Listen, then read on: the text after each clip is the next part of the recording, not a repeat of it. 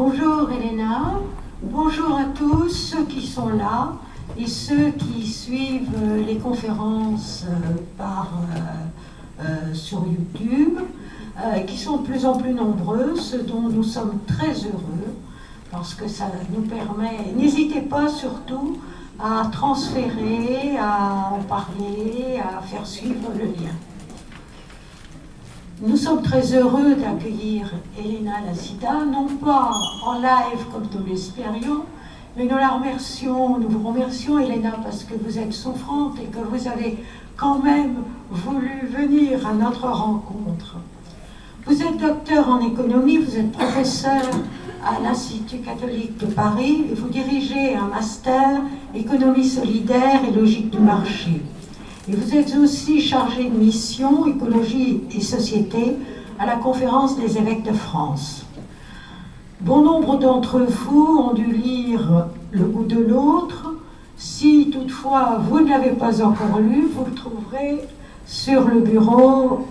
Il est en vente à la librairie, ainsi que d'autres livres d'Elena. La liste de vos publications sur Wikipédia n'occupe pas moins de 27 pages, donc je vous laisse le plaisir de découvrir les articles qui vous intéressent et nous allons écouter ce que vous avez à nous dire sur la conversion à l'écologie.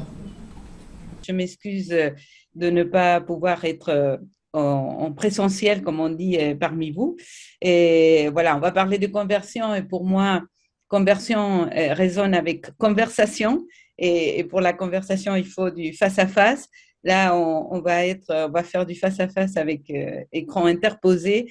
J'espère qu'on pourra quand même échanger, au moins un petit peu à la fin. Malheureusement, je vais devoir parler sans vous voir, ce que je n'aime pas du tout, mais voilà. Mais j'espère qu'on pourra se voir et échanger à la fin. Et j'ai préparé donc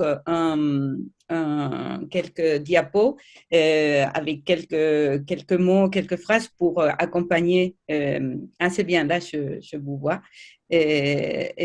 Pour accompagner ma réflexion. Espérons que, en général, je n'aime pas du tout parler avec PowerPoint, mais bon, vous savez, l'année dernière, avec le confinement, on a dû s'en servir de tous ces outils pour justement faire les cours à distance. Et donc, j'espère que, voilà, sans vouloir figer ce qui est dit, ça facilite le transfert de là où je suis jusqu'à chez vous. Donc, voilà, je vais partager mon écran.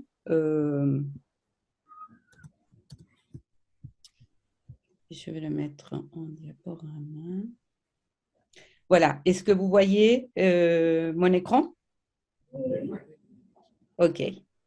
Donc, voilà. Le titre qu'on a donné à cette troisième conférence du cycle, c'est vers une création nouvelle. Ça s'inscrit toujours autour du thème de la conversion, mais voilà, comme on va parler plus de conversion écologique, et donc du coup, voilà, on l'avait associé un peu à ce titre plein de promesses, je dirais que c'est vers une création nouvelle. Alors, je voudrais commencer donc par la citation de ces deux petites citations, en fait, de deux hommes qui ont vécu dans des époques très différentes, mais qui, pour moi, leurs propos disent un petit peu la même chose et ça me semble vraiment faire écho à ce que nous vivons et à l'invitation à comment nous situer par rapport au présent et par rapport à l'avenir. C'est cette petite phrase de Paul Éluard qui dit il existe un autre monde et il est dans celui-ci. Et ensuite, cette citation très connue de Saint Paul dans la lettre aux Romains, la création tout entière gémit des douleurs d'enfantement. Et si je prends comme point de départ ces deux citations, c'est parce que je pense que toutes les deux parlent de monde nouveau, mais d'un monde nouveau qui est déjà là et qu'il faut arriver à faire naître. Et voilà, c'est peut-être on est en pleine douleur et je pense que plus que jamais aujourd'hui, on est confronté à quelque chose de complètement inattendu. Les deux événements plus forts qu'on a vécu ces derniers temps et qu'on continue à vivre, la pandémie du Covid qui était complètement inattendue et qui a complètement bouleversé le monde, paralysé le monde de manière inimaginable. Et aujourd'hui, la guerre en Ukraine qui voilà, fait apparaître tous les fantômes d'une guerre mondiale, en fait, des choses qu'on pensait qui étaient complètement déjà dépassées et qu'on n'aurait pas à revivre ces épisodes très douloureux, eh bien, ça réapparaît. Et je pense que ça nous dit quelque part dans notre monde qu'on croyait complètement maîtrisé, contrôlé, sûr, voilà qu'on voit que ce n'est pas du tout le cas et que peut-être ces crises, tous ces troubles qu'aujourd'hui provoquent ces événements sont justement une opportunité pour créer du nouveau. Et en tout cas, c'est ce que j'entends dans ces deux citations. C'est pas du tout de l'idyllisme, c'est pas du tout de dire voilà, il faut pas voir la mort et le drame, il faut essayer d'attendre un meilleur possible. C'est pas du tout cette posture-là que je vois dans ces deux petites phrases. C'est plutôt de dire voilà, on prend vraiment très au sérieux et la perte et les pertes qui viennent avec tout ce que nous vivons et nous profitons de ce vide, de ces pertes pour faire naître du nouveau. Voilà un petit peu la manière dont, globale un petit peu à laquelle je veux faire écho à ce titre vers une création nouvelle. Alors, et je voudrais aussi inscrire la réflexion d'aujourd'hui à la suite des deux précédentes que vous avez eues. Et j'ai entendu dans la première Marguerite Léna qui invitait à se laisser engendrer par Dieu. J'ai trouvé très beau cette inversion parce qu'en général on parle de engendrer et là il disait il faut apprendre à se laisser engendrer. Et ensuite Anne Lécu qui invitait aussi au début à se laisser lire par la Bible. On parle souvent de lire la Bible et là il disait il faut apprendre à se laisser lire par la Bible.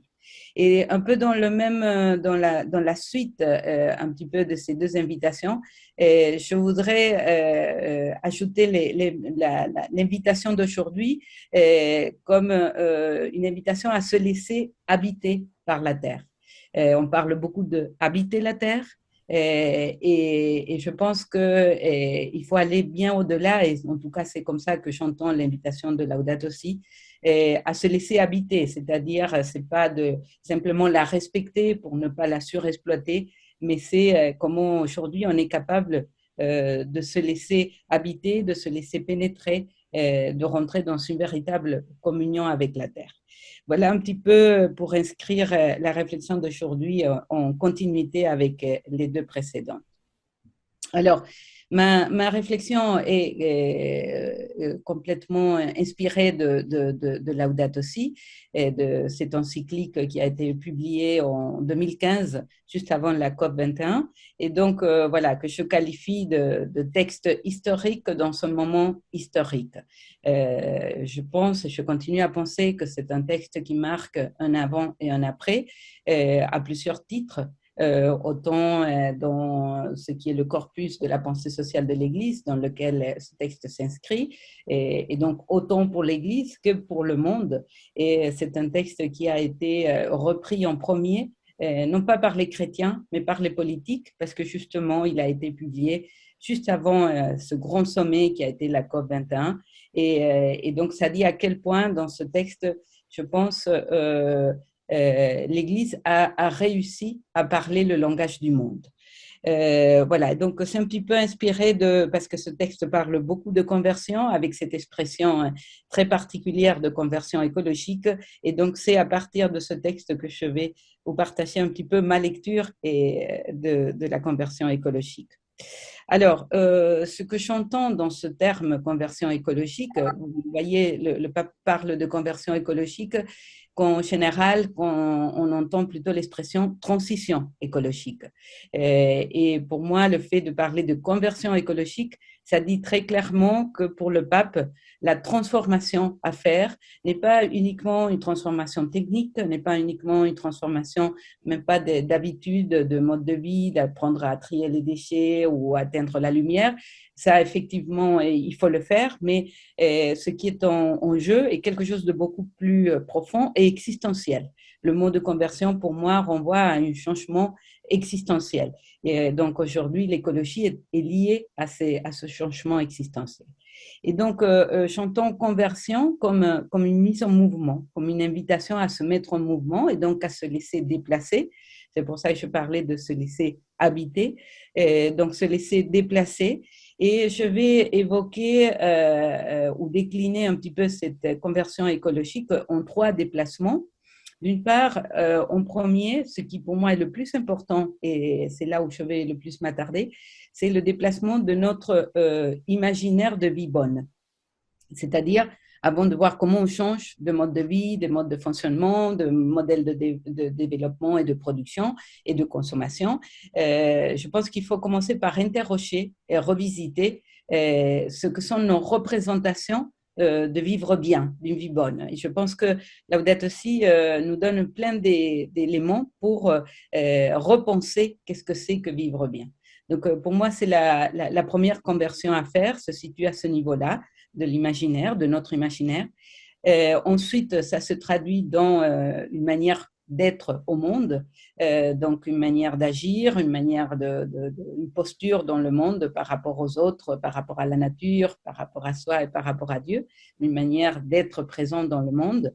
Et puis, je vais dire à la fin, parce que c'est important dans Laudato Si, même si je sais que vous aurez une conférence là-dessus plus tard, mais le déplacement dans notre manière de faire Église. Parce que, voilà, comme je disais, Laudato Si est un texte qui s'adresse à tous les habitants de la terre, mais pas uniquement aux chrétiens. Mais je pense que pour les chrétiens, il y a une invitation aussi très, très forte et qui est fait aujourd'hui écho avec tout ce mouvement synodal que nous vivons. Voilà un petit peu le programme, les 3 points que je voudrais développer. Alors, je commence par le premier, donc déplacement de notre imaginaire de vie bonne. Et donc, je vais partir de ce que dit Laudato Si sur la conversion. Le chapitre 6 de Laudato Si est très, très centré sur ce concept de conversion écologique. Et j'ai repris 3 éléments qui apparaissent dans le numéro 220 et qui me semblent synthétiser en 3 mots, si vous voulez, ou en 3 expressions, un petit peu les clés de cette conversion écologique. Alors, il y a un premier élément, j'ai repris l'expression de l'encyclique, former avec tous les êtres de l'univers une belle communion universelle. Et c'est très beau parce que quand le pape parle là de communion, il fait le lien avec une connexion amoureuse avec toutes les créatures de la terre. Et donc, et la communion, ce n'est pas simplement une question de respect, c'est beaucoup plus. Vous voyez, il parle de connexion amoureuse avec toutes les créatures. Donc, voilà, c'est ce terme de communion que je vais reprendre. Ensuite, deuxième élément, il parle avoir une attitude de gratitude et de gratuité. Il utilise les 2 termes, gratuité et gratitude, c'est-à-dire reconnaître que le monde, on l'a reçu comme un don de Dieu, du Père. Et donc, il insiste beaucoup là-dessus dans toute l'encyclique, que la première transformation, la première conversion est celle de justement faire place à la gratitude, de commencer par reconnaître que la terre ne nous appartient pas. Et qu'elle nous a été donnée. Et que donc, la première chose, c'est de se situer face à cette terre comme face à un don incroyable qu'on a reçu. Donc, la gratuité. Et le 3e terme est celui de créativité, parce qu'il dit aussi il faut développer sa créativité et son enthousiasme pour affronter les drames du monde. Et donc, voilà, je vais surtout reprendre l'idée de créativité, Donc, c'est un peu ce que je disais avant, et face au drame que nous vivons aujourd'hui. Il ne s'agit pas de fermer les cieux et d'attendre que ça aille mieux. C'est pas du tout ça, mais c'est au contraire de dire ces drames aujourd'hui sont une opportunité, sont une occasion pour créer du nouveau. Et cette créativité, c'est ça qui est très beau dans l'encyclique, provoque de la joie et de l'enthousiasme. Donc, c'est ça qui est que je trouve très intéressant dans l'encyclique, comment à la fois, parce qu'il fait état, mais sans concession, des drames et des menaces, de la gravité des problèmes auxquels on est confronté, et c'est dramatique, et en même temps, il arrive justement à dire, voilà, et ça c'est une occasion pour retrouver une manière nouvelle de louer Dieu. C'est pour ça que cette encyclique s'appelle Laudato Si. Et donc ça, c'est source de joie.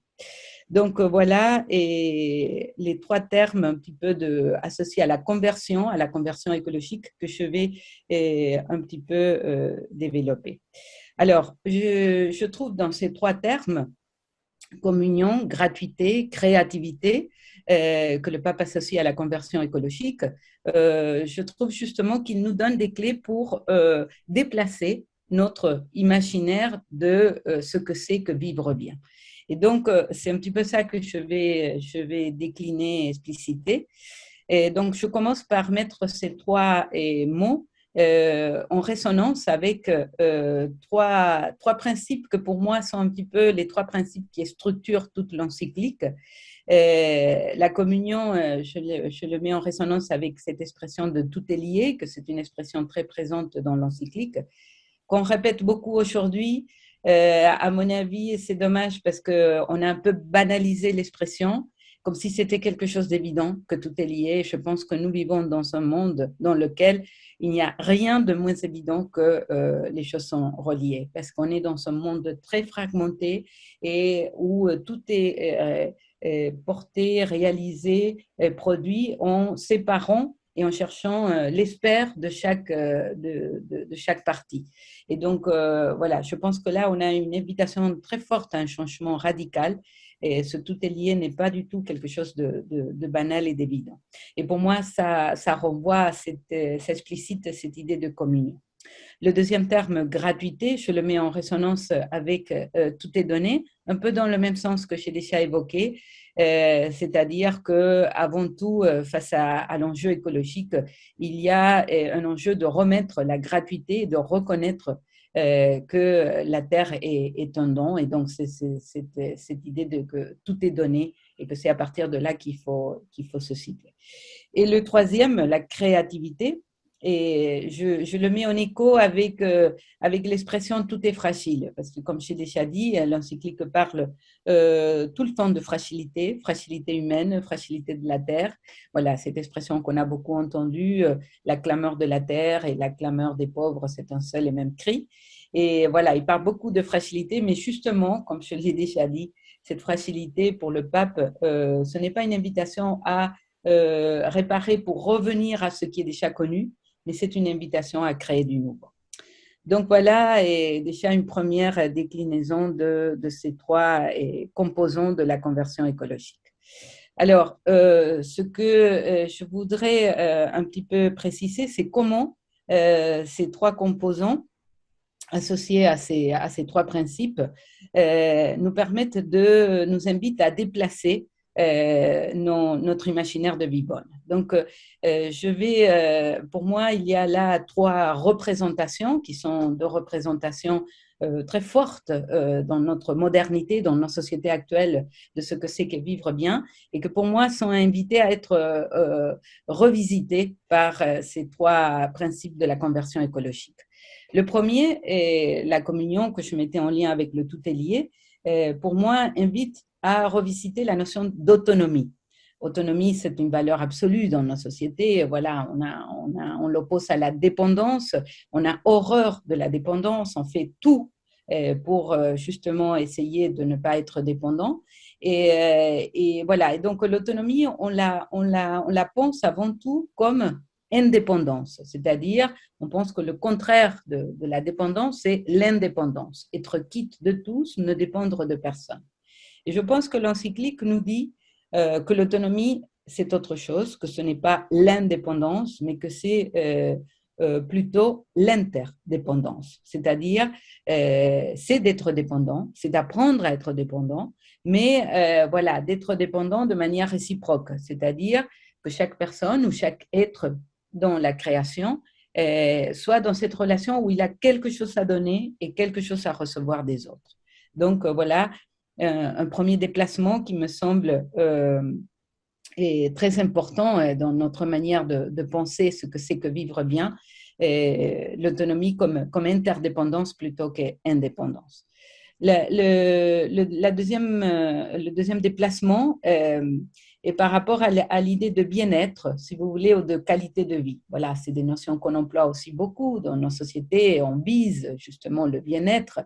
Et le bien-être, quand on parle de bien-être ou de qualité de vie, en général, on pense avant tout à pouvoir disposer, accéder aux biens et aux services qui nous permettent de satisfaire nos besoins et de vivre dignement. Donc voilà, le bien-être et la qualité de vie est souvent, voilà, on va dire, on va à une meilleure qualité de vie quand on a plus d'accès aux biens nécessaires pour vivre dignement. Et donc le bien-être est très pensé en termes d'accès, en termes de disponibilité, en termes de propriété des biens nécessaires pour satisfaire nos besoins. Et je pense que là, il y a une révolution dans Laudato Si, parce qu'il nous dit, en fait, vivre bien, le bien-être, ce n'est pas tellement de l'ordre de la disponibilité des biens nécessaires, mais c'est plutôt quelque chose qui est de l'ordre de la relation. Et donc, ce qui est la source de bien-être, c'est avant tout la qualité relationnelle. Et donc, c'est pour ça que j'ai mis ce terme d'alliance pour associer au bien-être, parce que l'alliance, justement, c'est une relation, c'est un échange qui n'est pas régulé par l'équivalence marchande. Voilà, on est dans une société qui est régulée par le marché. Pour accéder aux biens, voilà, on est dans l'échange. Et on va avoir des relations, mais des relations qui sont plutôt contractuelles. C'est-à-dire, on donne à condition de recevoir quelque chose qui a la même valeur et marchande.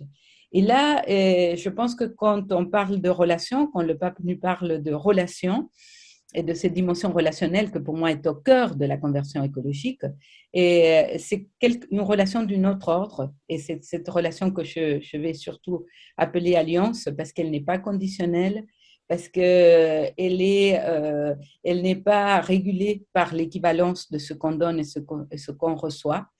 Et parce que justement, elle ne protège pas de l'autre, en fait. Le contrat, c'est une manière de se protéger de l'autre. L'alliance, c'est une manière, au contraire, de prendre des risques ensemble. Et donc, je pense que, voilà, il y a quelque chose de l'ordre de la relation qui est associé à la vie bonne et qui, voilà, est très différente du type de relation qui est dominante dans nos sociétés. Donc, le bien-être comme alliance.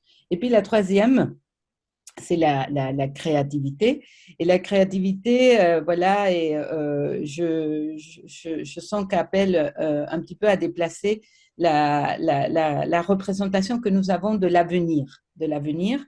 Voilà, on pense beaucoup l'avenir en termes de sécurité. On est en pleine période électorale et on voit très vite que dans les discours, ça vient très, très fortement ce besoin de sécurité. Parce je pense qu'on s'est habitué à penser que voilà, l'avenir, avant tout, il faut le sécuriser. Il faut éviter les risques, voilà, le risque zéro. Il faut tout anticiper, tout prévoir pour sécuriser l'avenir. Et là, je pense qu'il y a aussi une petite révolution dans Laudato Si parce qu'il part de l'avenir d'une manière complètement différente. L'avenir est beaucoup plus associé à la capacité d'accueillir l'inattendu, d'accueillir ce qu'on ne connaît pas encore, mais qui peut être source de vie nouvelle. Et donc, voilà, c'est cette idée d'inattendu qu'en général, on le voit de manière très négative et de le voir encore une fois comme quelque chose qui peut être une promesse plutôt qu'une menace. Donc, voilà 3 déplacements en termes de représentation de ce que c'est que vivre bien par rapport à l'autonomie, par rapport au bien-être et par rapport à l'avenir. Et donc, du coup, voilà, encore pour préciser un peu plus ce déplacement, je dis, on peut associer ça à trois nouvelles visées, c'est-à-dire trois nouveaux objectifs ou trois nouvelles attitudes dans notre monde. Alors, le premier, c'était celui voilà, de l'autonomie, et donc on associe souvent aussi à ce terme d'autosuffisance. Il faut essayer d'être suffisant, autosuffisant. C'était un peu ça le contraire de la dépendance. Et voilà, c'est cette idée que plutôt que viser l'autosuffisance, ce qu'il faut, c'est viser l'interdépendance. Et donc, comment on crée des relations d'échange réciproques entre toutes les créatures. Le deuxième, celui de la gratuité, pour moi, invite à déplacer la visée de la vie toujours en termes de contrôle. On veut, quoi qu'on fasse, que ce soit au niveau professionnel, que ce soit au niveau familial, au niveau amical, au niveau de nos loisirs. En fait, on veut toujours être un petit peu dans le contrôle. Voilà, on fait un projet, on veut que le projet soit réalisé tel qu'on l'avait prévu. Et donc, voilà, on est un petit peu toujours dans cette posture de vouloir contrôler et maîtriser ce que nous engageons. Et je pense que là, il y a quelque chose à faire pour faire place à la gratuité, avant tout, que c'est d'apprendre à lâcher prise. Et lâcher prise, ça ne veut pas dire abandonner, ça ne veut pas dire, voilà, on ne fait rien. Tout au contraire, c'est une autre manière d'agir qui permet de laisser l'autre, que ce soit l'autre une personne, que ce soit l'autre une créature de la nature, que ce soit l'autre Dieu, voilà, nous déplacer. Et donc lâcher prise par rapport à l'autre pour pouvoir faire avec l'autre et non pas le faire pour l'autre ou faire faire à l'autre ce que je veux. Donc voilà, déplacement de penser l'action en termes de contrôle. Et puis, la créativité, pour moi, invite aussi à un changement de visée. C'est de ne pas penser tout en termes du résultat à obtenir. Je pense qu'on est dans un monde on passe notre temps, je l'ai déjà dit, à faire des projets.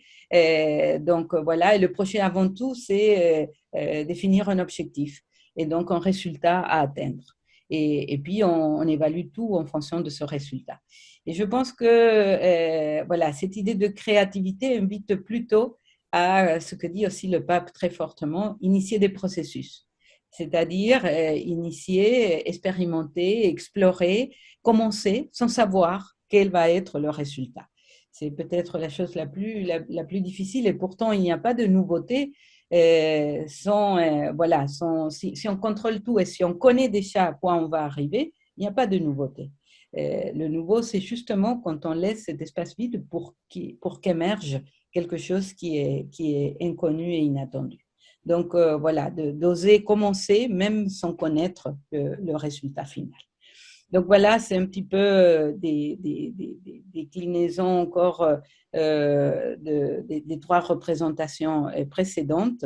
Et puis voilà, je complète un petit peu ces déplacements avec ce que j'ai appelé trois nouvelles significations, c'est-à-dire trois concepts qui seraient à redéfinir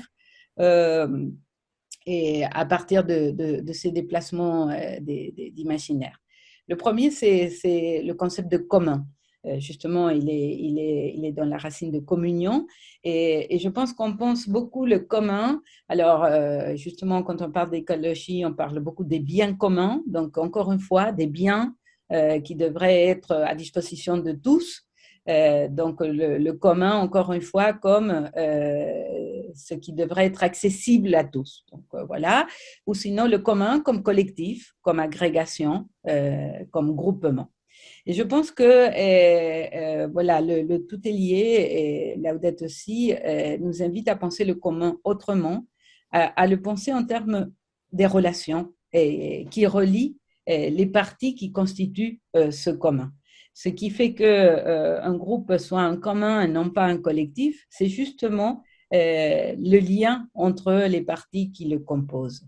Et donc, voilà, on revient à cette idée de relation qui pour moi est centrale, et donc de penser le commun plutôt que comme agrégation ou comme disposition des biens pour tous, de le penser comme reliance, comme ce qui crée du lien et qui dit un peu la qualité des liens entre les personnes qui constituent ce commun.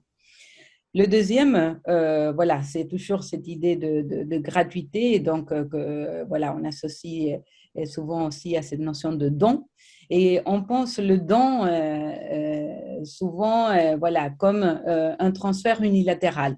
Donner, c'est donner quelque chose sans recevoir. C'est justement le contraire, et c'est comme ça qu'on pense souvent gratuit, comme quelque chose qui n'est pas payé, comme quelque chose justement où il n'y a pas de contrepartie. Et je pense que justement l'idée de gratuité qui est dans Laudato Si est tout le contraire, parce que la gratuité, c'est de la réciprocité. Mais une réciprocité qui est très différente de la réciprocité du don contre don du marché. C'est pas, encore une fois, donner à condition de recevoir quelque chose d'équivalent. C'est donner, mais le don est un appel au récepteur à devenir à son tour donateur.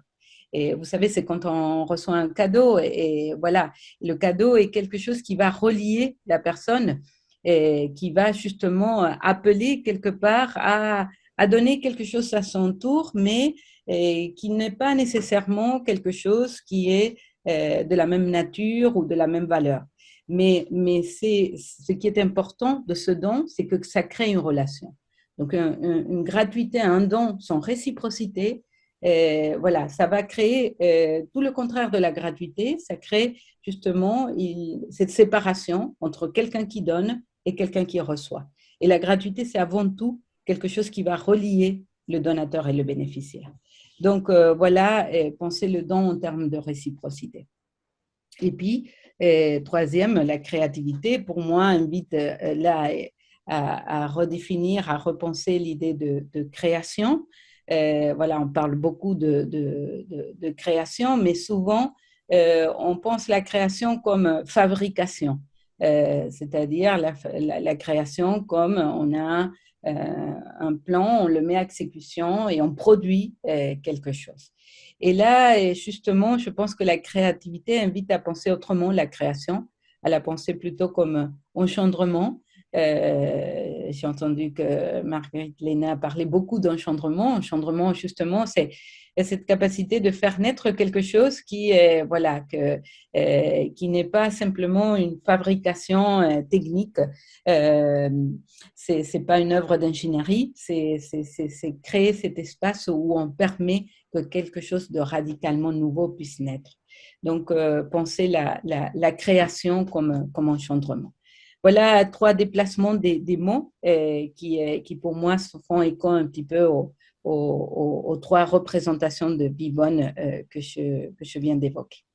Et voilà, et je finis ce premier déplacement. Les 2 suivants vont être beaucoup plus rapides. Ce premier déplacement et qui sur avec quelques échos, j'ai appelé ça des germes de Bibone, pour montrer justement où est-ce que on peut voir, en tout cas que moi je vois, que ce monde nouveau est déjà là, qu'il y a oui, des germes qui commencent à apparaître et qui disent que certes il y a un monde qui est en train de disparaître, de s'effondrer, c'est clair.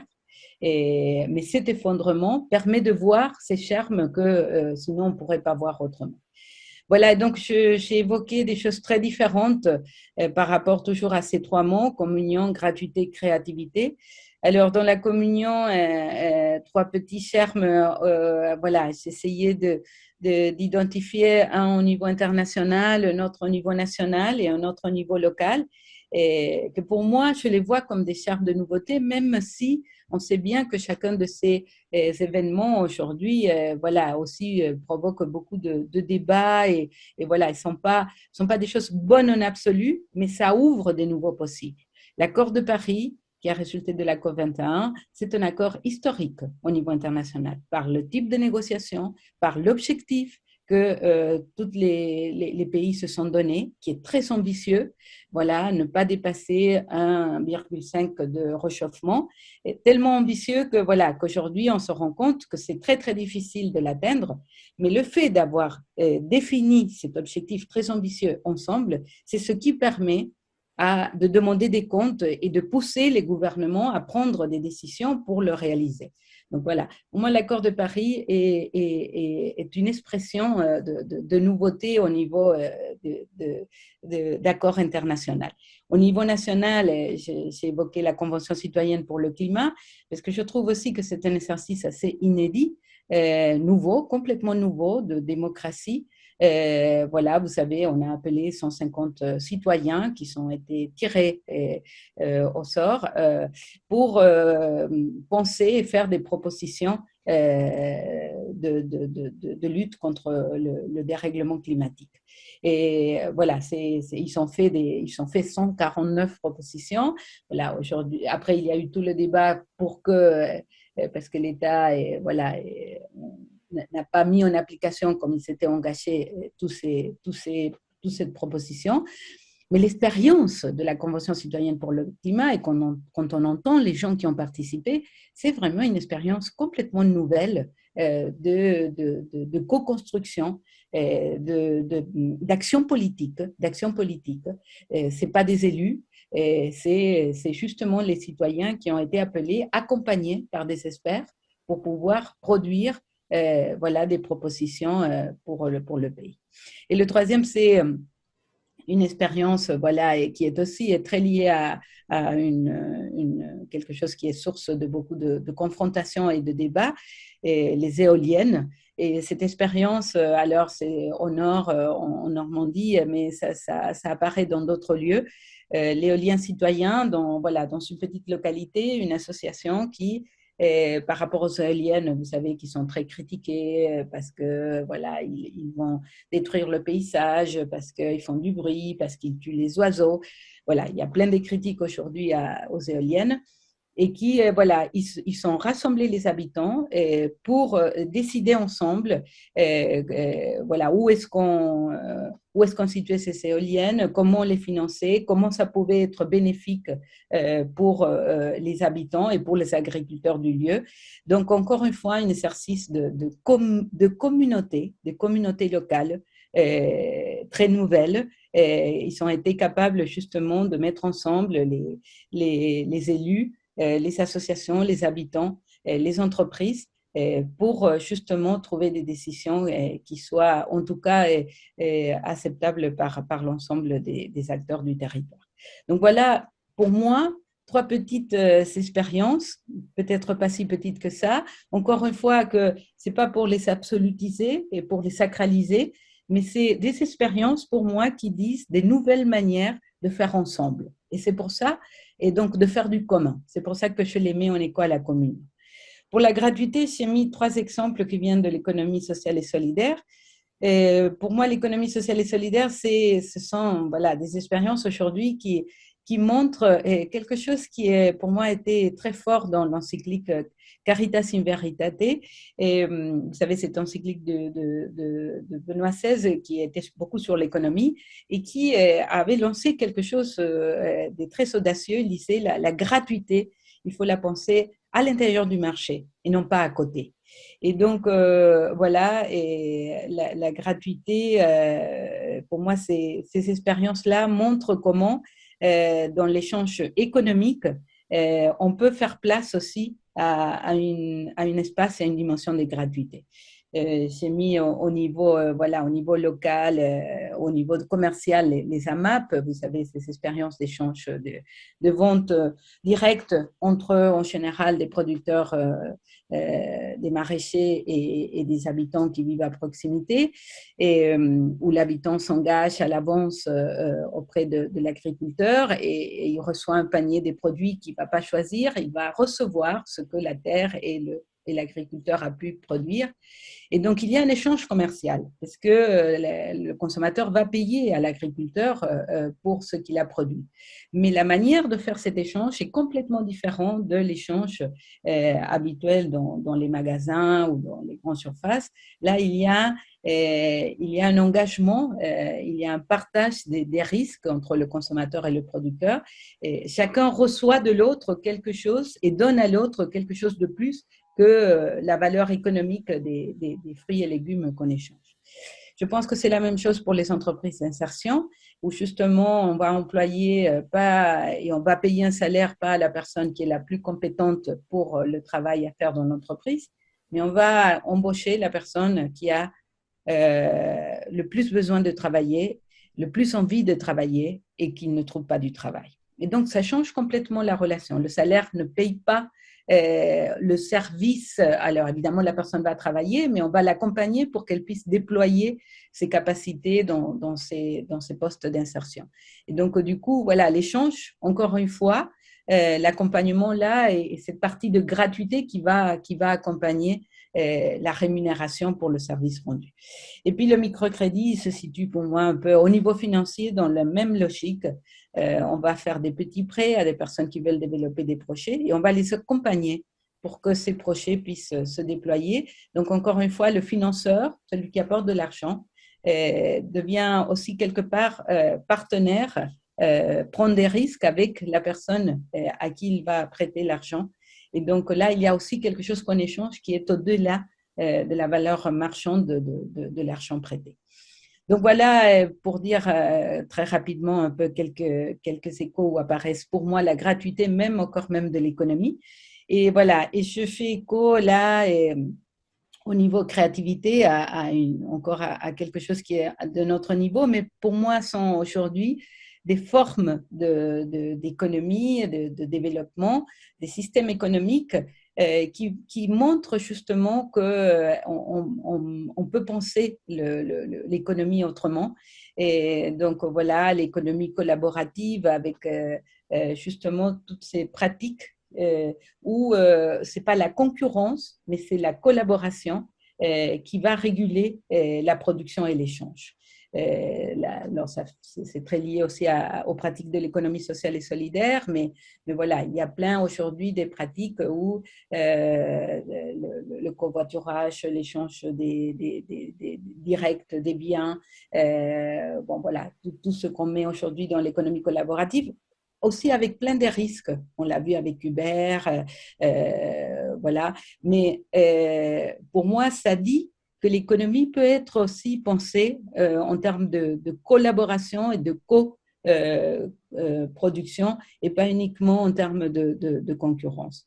L'économie circulaire qui justement va transformer les déchets en ressources et donc va relier voilà, les entreprises et les industries. Les déchets de certains vont devenir des ressources pour les autres. Donc encore une fois, voilà, on sort de l'idée voilà, on prend, on produit, on jette, mais on va penser plutôt l'économie de manière circulaire. Et l'économie de fonctionnalité, voilà, qui est un petit peu aussi cette même idée, mais qui est révolutionnaire pour moi parce que ça touche la propriété privée. C'est que les biens, en fait, ce qu'on vend, c'est pas la propriété du bien, mais on vend le droit de l'utiliser, donc la fonction. Et donc, du coup, ça suppose aussi un changement en termes de système économique très important. Donc, voilà, ce sont des choses qui sont en réflexion, qui sont en train de se penser, se développer, avec plein d'effets pervers, mais qui donnent à voir que l'économie peut être régulée et organisée d'une manière différente. Donc voilà des échos très concrets de communion, gratuité et créativité. Et là, voilà, je vais donc, je crois que je me suis, attendez, voilà, le deuxième, j'ai passé de diapo ensemble. Ça, c'était le premier déplacement que je présentais comme déplacement de notre imaginaire de Vibonne. voilà, autour de la notion de communion, de gratuité et de créativité. Et là, mais là, je vais sans un petit peu des déclinaisons de ce premier déplacement. Déplacement de notre manière d'être au monde. Et donc, voilà, et si on arrive à changer la représentation de ce que c'est que vivre bien, donc du coup, ça suppose aussi d'être présent dans le monde autrement. Et donc, voilà, je l'associe à une manière particulière de vivre le temps, l'expérience du temps, de vivre l'espace et aussi de concevoir l'action. J'en ai déjà dit quelques mots avant. Alors, au niveau du temps, voilà, dans Laudato Si, il y a aussi une référence très forte à l'expérience du temps. Ça invite à la décélération. Voilà, dans ce monde où tout est organisé pour faire toujours plus vite. Voilà, comment est-ce qu'on arrive à faire une autre expérience du temps, puisque la communion, la gratuité, la créativité, voilà, ne peut pas se vivre dans l'accélération. Donc voilà, une autre expérience du temps. Une autre expérience de l'espace, donc une rupture aussi par rapport à la manière de vivre l'espace, et donc la revalorisation de l'enracinement.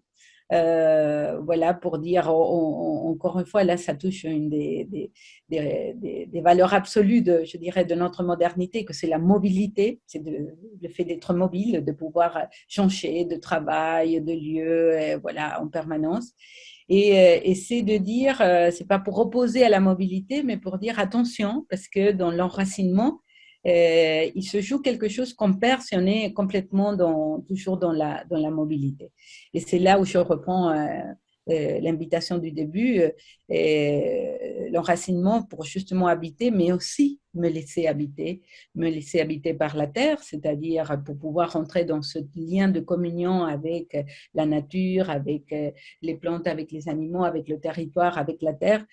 Voilà, il faut voilà, être sur place, prendre du temps sur place pour aussi se laisser habiter par la relation aux autres, pour avoir ce temps de se laisser déplacer par les autres et également pour se laisser habiter par le plus grand que soi, par Dieu, par la transcendance.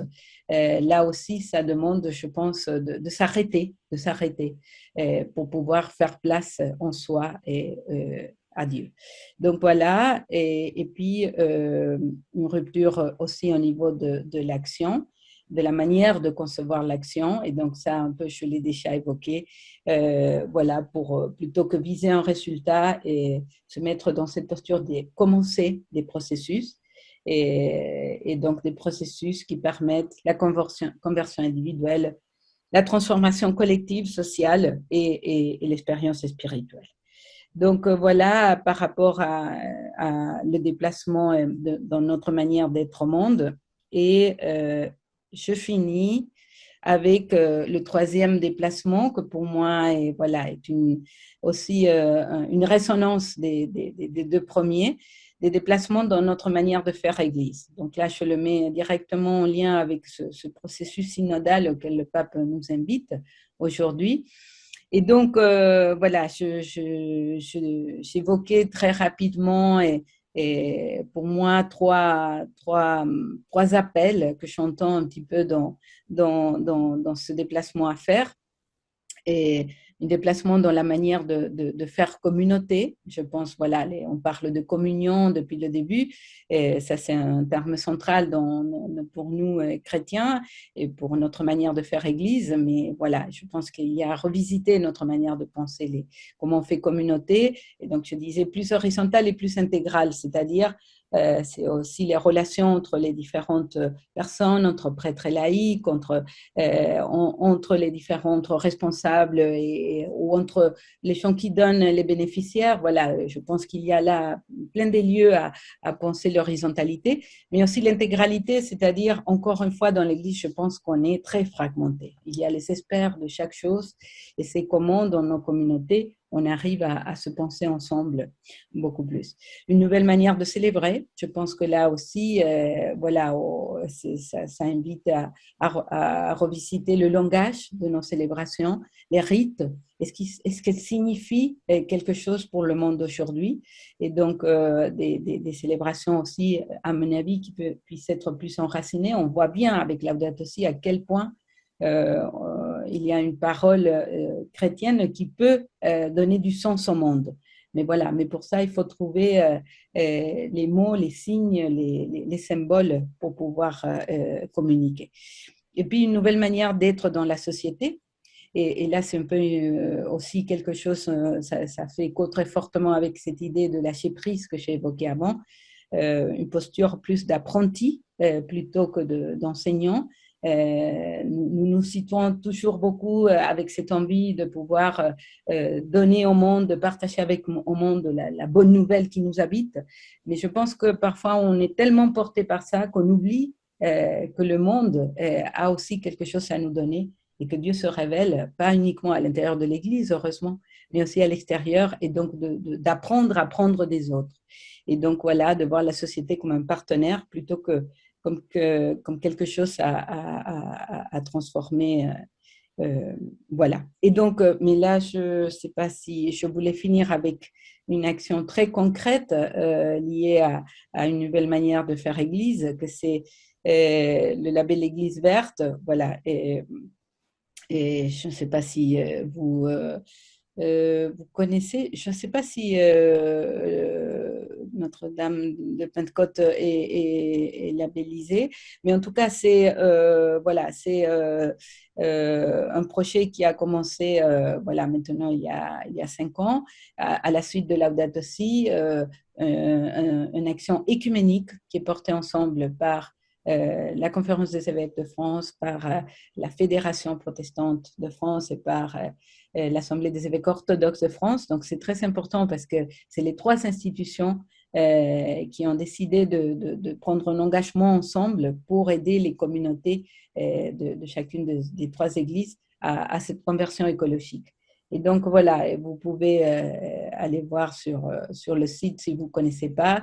L'idée, c'est un questionnaire qui touche un petit peu toutes les dimensions de la vie d'une communauté chrétienne, autant les choses très matérielles comme le bâtiment, comme voilà, la consommation, les déplacements, mais également la manière de célébrer, la catéchèse, la formation. Voilà, ça touche toutes les dimensions d'une communauté chrétienne, et avec des questions très concrètes pour justement montrer comment la conversion écologique aujourd'hui vient toucher toutes les dimensions de la vie, et notamment de la vie d'une communauté chrétienne.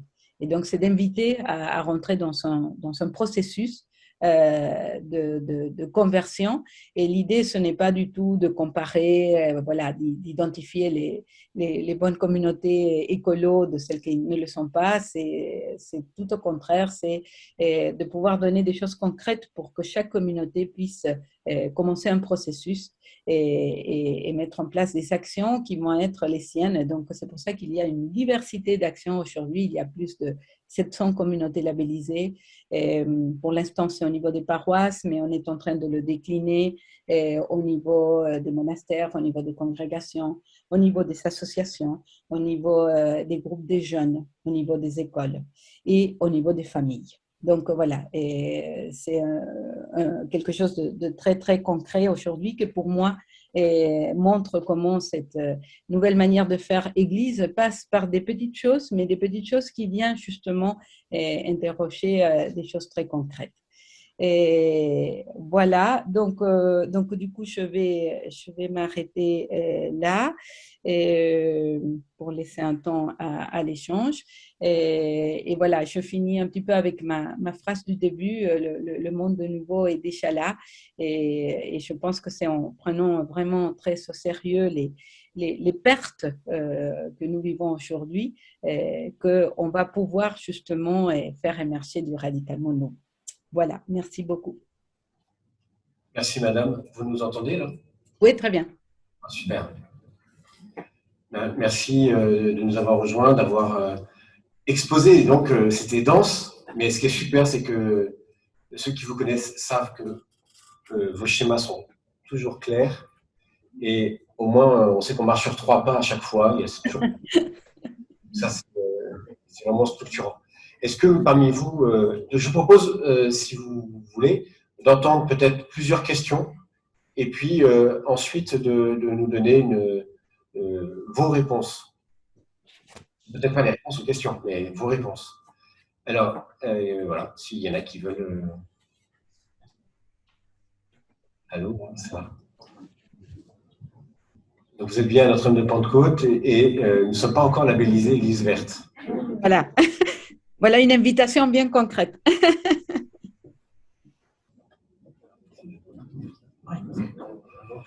Bon, merci beaucoup pour cet exposé. Je retiens personnellement que quand vous avez dit vers la fin que le Christ ne se révélait pas que dans l'Église, en fait, ça fait pas mal de se le rappeler. Moi, je voulais vous demander, vous avez parlé de renouveler les célébrations en renouvelant les rites. Est-ce que vous avez un exemple à nous donner? Parce que je vois pas très bien. Une autre question? Pour le moment, non. Est-ce que vous avez des exemples de renouvellement pour le rite? Parce qu'apparemment, il n'y a pas d'autres questions pour le moment.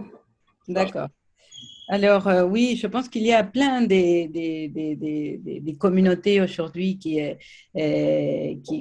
essayent ça suppose pas, on peut faire des choses, de grands changements ou de plus petits changements, mais vous voyez, par exemple, là, en ce moment, je suis en Bourgogne, tout près de Thésée. Peut-être vous connaissez Thésée.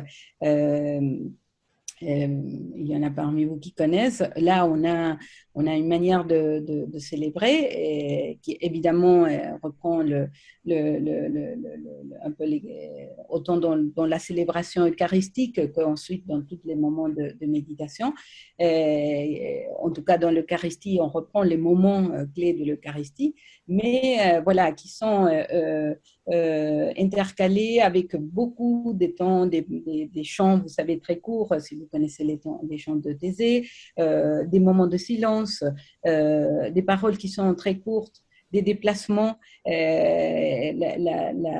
table eucharistique qui est dressée par un ensemble de personnes qui sont présentes dans l'assemblée. Et voilà. Et ça, c'est un exemple pour moi très, très clair de comment on peut être créatif au niveau du rituel. Je peux évoquer aussi, parce que c'était ma communauté d'appartenance à Paris, la communauté de Sainte-Marie, où justement on a beaucoup travaillé sur cette question de comment penser une liturgie qui soit, voilà, qui nous rejoigne dans ce que nous vivons au quotidien.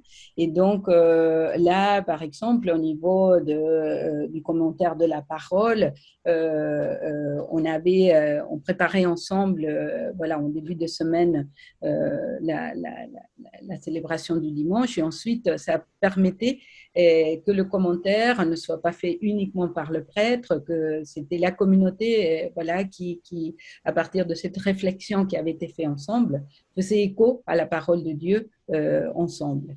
Donc voilà, une autre manière de faire écho à la parole au milieu de la célébration.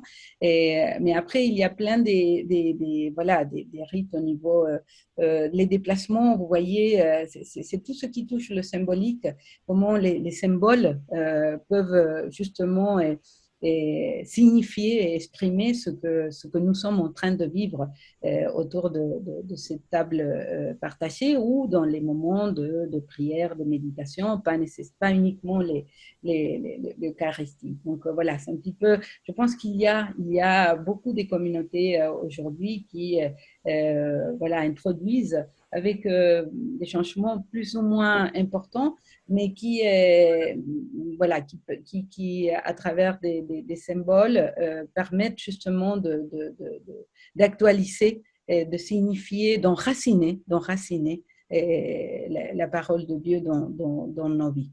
Je pense aussi, voilà, puisque je parle de conversion écologique, à tout ce qui est la création, les célébrations sur la création. Vous savez que le mois de septembre, pour les 3 églises, c'est le mois de la création. Et donc, on est invité à faire place de manière plus importante dans nos célébrations à la création. Et là, c'est impressionnant la créativité des communautés. On recense chaque année, vous pouvez le voir aussi sur le site d'Église Verte, et un petit peu les initiatives de chaque communauté pour célébrer la création. Et donc, voilà, la manière de la faire plus présente au milieu de la célébration. Vous voyez, les bouquets des fleurs sont souvent des choses qu'on met comme une décoration dans l'église. Et comment, justement, la présence de la nature dans l'espace, dans l'église, peut prendre une place, une présence qui ne soit pas uniquement décorative. Les offrandes, voilà, là, on pourrait, le moment des offrandes, on pourrait justement investir aussi ce moment qui est très important, et avec voilà, des offrandes qui sont en lien avec la terre, mais en lien aussi avec ce qu'on vit. Et voilà, et c'est le pain et le vin qui est au centre de l'Eucharistie, et donc du coup c'est directement en lien aussi avec des éléments de la nature. Et donc voilà, et je pense qu'il y a plein des manières, et qu'aujourd'hui il existe plein des lieux et des communautés qui sont en train de renouveler. Mais je pense que là, il y a aussi un travail à faire, sûrement au niveau plus institutionnel, sur le langage utilisé dans nos célébrations, et que je pense que, voilà, que parfois c'est un langage qui est très difficile à comprendre quand on n'est pas initié dans la tradition chrétienne. Merci. Question. Alors, il y a une série de 3 questions.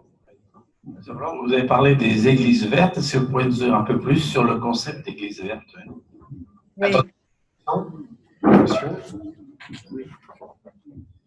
Moi, c'était sur la notion d'indépendance et par rapport aux normes, règlements et directives qu'a mis en place l'Union européenne, et que les entreprises cherchent à contourner en délocalisant dans les pays émergents, ce qui est un non-sens écologique. Et une 3e question, monsieur. Merci. Vous parlez de créativité, je ne peux que m'en réjouir en tant qu'artiste plasticien. Comment quel regard vous pouvez porter sur le rôle des artistes aujourd'hui dans le cadre de l'encyclique, justement, et de ce renouveau dont vous nous parlez? Ok. Juste, je voudrais une précision par rapport à la 2e question. Et j'ai compris. Quel est le lien que vous faites entre indépendance et le contournement des normes? Pourquoi vous faites ce lien-là? Parce qu'aujourd'hui, on se rend compte que, en fait, nous sommes très dépendants des pays émergents, comme la Chine ou d'autres pays émergents. Et en fait, si nous avons été… beaucoup d'entreprises ont cherché à contourner les réglementations européennes en délocalisant dans des pays émergents. On s'en rend compte et on s'aperçoit de tous les effets pervers que ça induit dans la situation actuelle de guerre ou de crise sanitaire. Ok, merci. Alors, voilà, 3 questions très différentes. Donc, pour Église Verte, j'ajoute un petit peu quelques éléments à ce que j'ai déjà dit. C'est un label. Et alors, quand on dit label, on peut penser que c'est une certification qu'on va donner aux communautés qui respectent certaines normes. C'est pas du tout ça. C'est, comme je disais, un outil pour que les communautés puissent voir de manière très concrète qu'est-ce qu'elles peuvent faire s'ils veulent rentrer dans une démarche de conversion écologique. Et donc, vous voyez, il y a 5 domaines. Il y a un premier domaine qui est des questions. C'est 80 questions. C'est un questionnaire avec 80 questions. On demande à chaque communauté qui veut s'inscrire dans la démarche de faire un petit groupe. On ne veut pas que ce soit un questionnaire qui soit rempli par une personne de la communauté, mais que ce soit une vraie démarche communautaire et collective. Et donc, les questions sont sur 5 domaines. Le premier, c'est sur célébration et formation. Et donc là, justement, par exemple, il va y avoir des questions sur est-ce que vous faites référence à la création dans vos liturgies?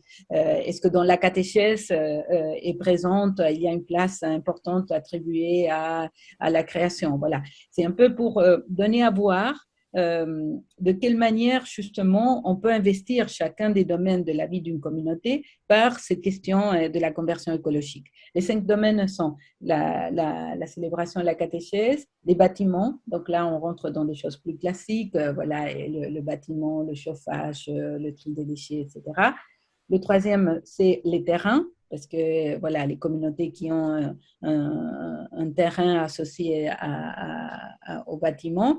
Donc voilà, il y a plein des pratiques, par exemple, de jardins partagés qui se sont développées en lien avec ces terrains. Mais voilà, comment est-ce qu'on cherche ces terrains, qu'est-ce qu'on y fait. Le quatrième, c'est les modes de vie. Donc, c'est tout ce qui concerne dans une communauté, quand on fait un rassemblement, qu'est-ce qu'on met en place en termes de déplacement, est-ce qu'on favorise le covoiturage, où est-ce qu'on achète les biens pour les repas, est-ce qu'on privilégie les producteurs locaux, voilà, ce type de questions. Et puis, le dernier, c'est la solidarité. Comment, dans nos pratiques de solidarité, autant de proximité qu'internationale, voilà, on prend en compte cette dimension écologique. Donc, voilà, l'idée, c'est que la communauté, s'y rentre dans la démarche, s'inscrit, répond au questionnaire, et en fonction des réponses données, on atteint un des 5 niveaux du label. Le label a 5 niveaux, et chacun des niveaux est associé à une plante biblique. Le premier, qui c'est le grain de sénévé, voilà, c'est un niveau qu'on atteint, même si on répond non à toutes les questions, parce que on considère que le fait de démarrer, de commencer le processus est déjà le plus important, et donc on accède au premier niveau du label. Voilà, le dernier, c'est le cèdre du Liban. Donc voilà, il y a, je pense, je ne sais pas si ça a augmenté, mais il y avait seulement 2 communautés qui étaient au niveau cèdre du Liban. Donc voilà, l'idée, c'est pas encore une fois de dire je suis la meilleure ou la pire communauté au niveau écologique, mais c'est à travers les questions de montrer où est-ce qu'on peut intervenir, comme ça touche toutes les dimensions, de pousser à la communauté de travailler ensemble autour de ces questions et de commencer un processus, parce qu'en répondant au questionnaire, il faut pour chaque année s'engager à prendre en place une initiative qui va permettre à l'année suivante de changer de niveau dans le label.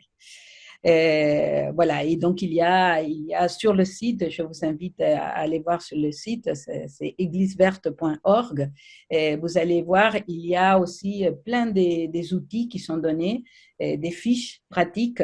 Voilà, si on veut faire un jardin partagé, qui voilà un petit peu les idées, les outils pour pouvoir s'en servir pour le mettre en place. Si on veut faire un compost, comme on fait quelques communautés, voilà, un compost communautaire, voilà, qu'est-ce qu'il faut faire.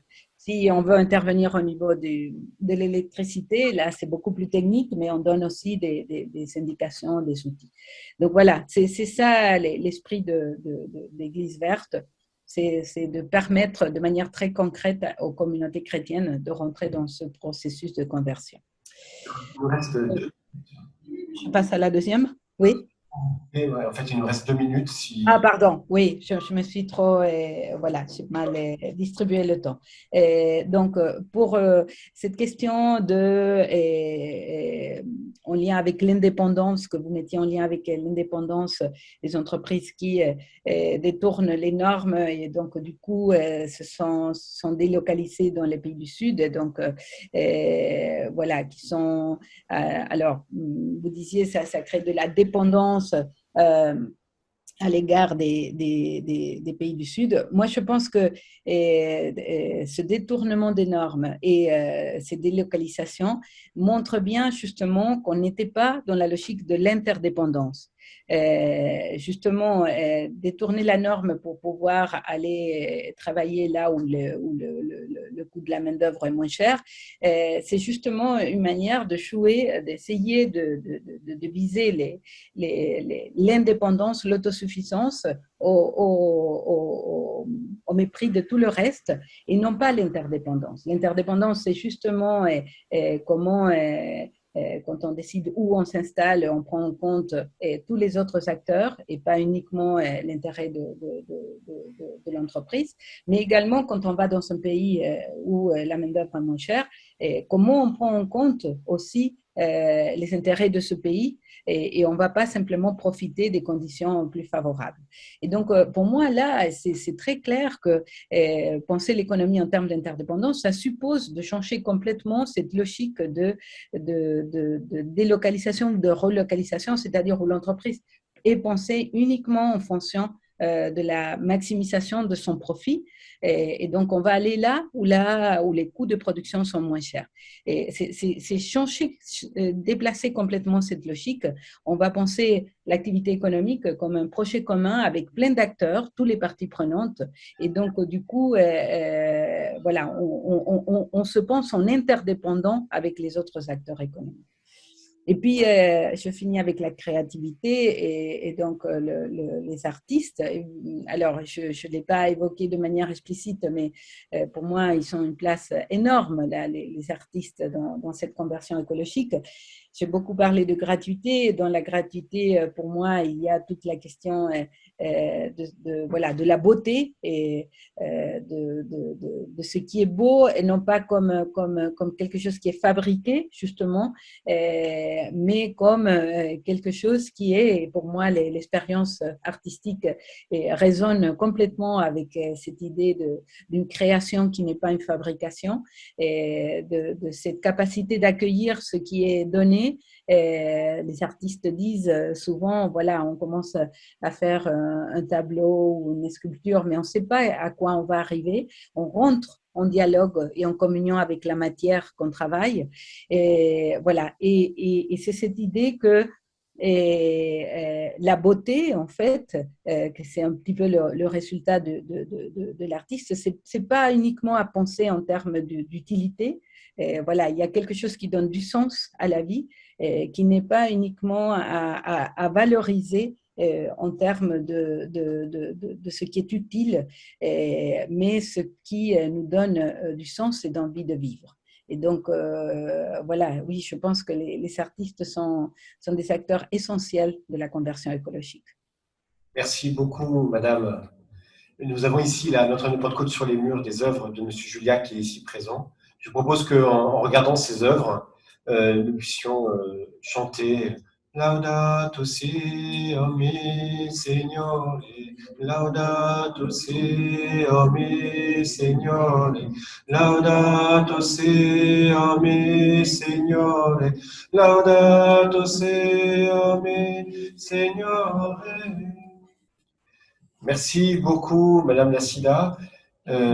La semaine prochaine, parce que notre cycle de conférences se poursuit, va venir ici Vincent Lénart, qui a introduit le coaching en France et qui va nous parler donc de la dimension spirituelle, la dimension spirituelle dans la vie professionnelle. C'est toujours tous les jeudis de 12h45 à 14h. Vous pouvez à la sortie retrouver les ouvrages de Madame Nacida et des ouvrages que Madame Nacida nous conseille, probablement dans l'encyclique Laudato si, et puis aussi les paniers pour la vie de la maison. Vous serez gentils de plier les chaises. Bonne journée à tous.